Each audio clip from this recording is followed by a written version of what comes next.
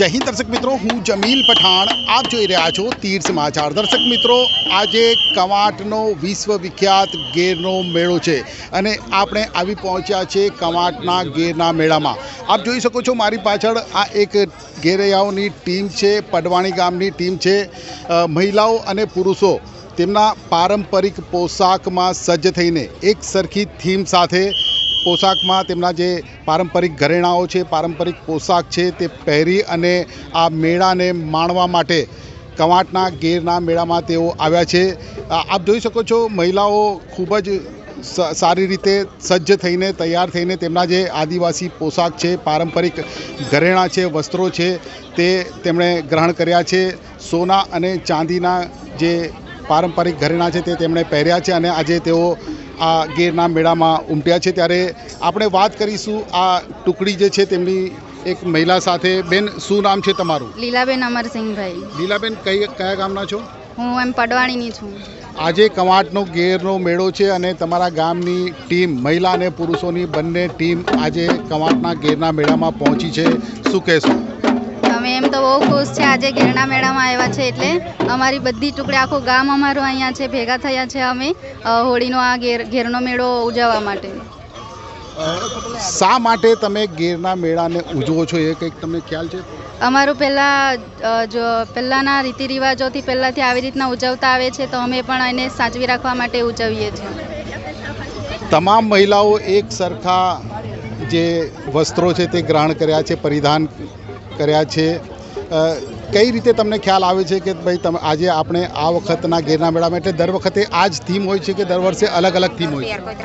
એક મહિનાની અંદર અમે આ બધો ડ્રેસનો પહેરવેશ બધો તૈયાર કર્યો છે. અમે બધા ભેગા મળીને વાત કરીને પછી આ ડ્રેસનો બી અમે વાત કરીને આ લીધો છે બધા એ ડ્રેસ. તો દર વર્ષે આ જ થીમ હોય છે કે દર વર્ષે અલગ અલગ થીમ? ના, આ જ ટીમ હોય છે. અમારું આખું પૂરું ગામ જ છે, પૂરી ટીમ. લીલાબેન, તમે એક શિક્ષક છો, તમે શિક્ષણ ક્ષેત્રે તમારી અંદર તો જાગૃતિ આવી ગઈ છે અને શિક્ષક છો, છતાંય આજે પણ તમે એક આદિવાસી જે સંસ્કૃતિ છે, પરંપરા છે તેને જાળવી રાખી છે. શું કારણ? અમે પહેલાંથી જ સંસ્કૃતિને જાળવી રાખવા માટે અમે બધું પહેલાંથી જ સાચવતા છે. પેઢીથી બધા સાચવતા આવ્યા છે. તો અમે બી અમારી પરંપરા, અમારું જે સમાજ છે નીચે ડૂબી ના જાય એના માટે અમે આગળ ને આગળ અમારો સમાજને લઈ જઈએ છીએ કે આગળ પ્રગતિ કરે ને આગળ ભણે ને એના માટે અમે બધું પ્રયત્ન કરતા જ છીએ. બિલકુલ. તો આ હતા લીલાબેન, જે પડવાણીના છે, પોતે શિક્ષક છે. આપ જોઈ શકો છો કે નાની નાની દીકરીઓ છે તે પણ આજે તેમના જે આખી ટીમ છે તેની સાથે તેમણે પણ જે થીમ છે તે પ્રમાણેનો પોશાક ગ્રહણ કર્યો છે, સજ્જ થઈને આવી છે.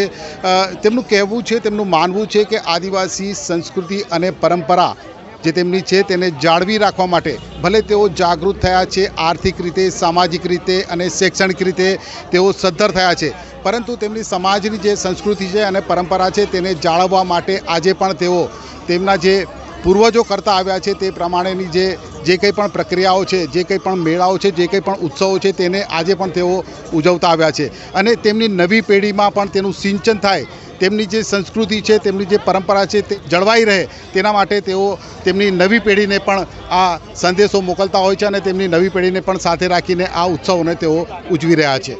ધન્યવાદ. એક્ટિવાથી લઈ જેસીબી સુધીના, ટૂંકમાં દરેક વાહનના અને દરેક કંપનીના, જી હા, દરેક કંપનીના અને દરેક સાઇઝના ટાયર એકદમ કિફાયતી ભાવમાં મળશે અને તે પણ આપણા છોટાઉદેપુરમાં. જી હા, છોટાઉદેપુરમાં. અને હા, જો તમારી પાસે રોકડા રૂપિયા ના હોય ને તો ચિંતા ના કરશો, અહીં બજાજ ફાઇનાન્સની સુવિધા પણ ઉપલબ્ધ છે.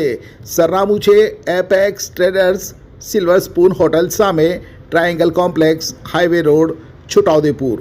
મોબાઈલ નંબર છે 7359953545. છોટાઉદેપુર સહિત રાજ્ય, દેશ અને દુનિયાના સમાચાર જોવા માટે સબસ્ક્રાઈબ કરો તીર સમાચાર અને બેલ આઇકોન જરૂર દબાવો.